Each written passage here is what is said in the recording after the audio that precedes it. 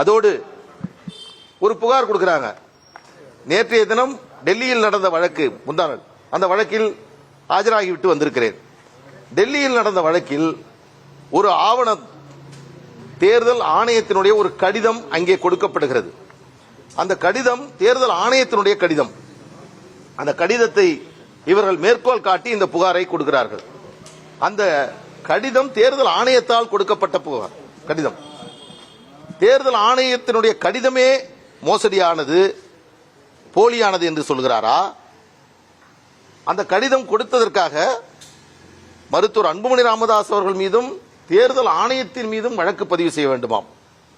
இதை கட்சியினுடைய நிறுவனராக இருக்கக்கூடிய மருத்துவர் அன்புமணி ராமதாஸ் அவருடைய தந்தையாக இருக்கக்கூடிய மரியாதைக்குரிய மருத்துவர் ஐயா அவர்களிடமே ஒரு கையெழுத்தை பெற்று அதிகாரப்பூர்வமான நபராக தன்னை அவர் அறிவித்துக் கொண்டு இந்த புகாரை கொடுத்திருக்கிறார்.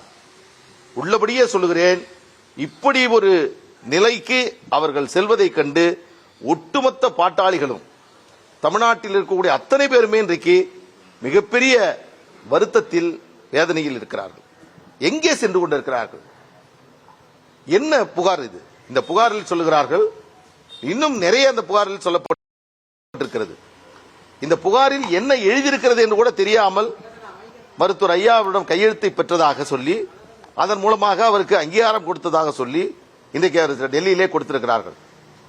இந்த புகாரில் ஒரு செய்தியை சொல்றாங்க. அவர்கள் இந்த மோசடியை செய்துவிட்டார் மருத்துவர் அன்புமணி ராமதாஸ் அவர்கள். என்ன மோசடி? எங்கே நடத்தப்பட்டது? 2022ஆம் ஆண்டு பாட்டாளி மக்கள் கட்சியினுடைய தலைவராக மருத்துவர் ஐயா அவர்கள், ஜி.கே. மணி அவர்கள் எல்லோரும் கலந்து கொண்ட கூட்டத்தில் அங்கே அவருக்கு தலைவராக தேர்ந்தெடுக்கப்பட்டார். தொடர்ந்து தற்பொழுதும் தலைவராக இருந்து கொண்டிருக்கிறார். இதில் என்ன மோசடி வந்துவிட்டது?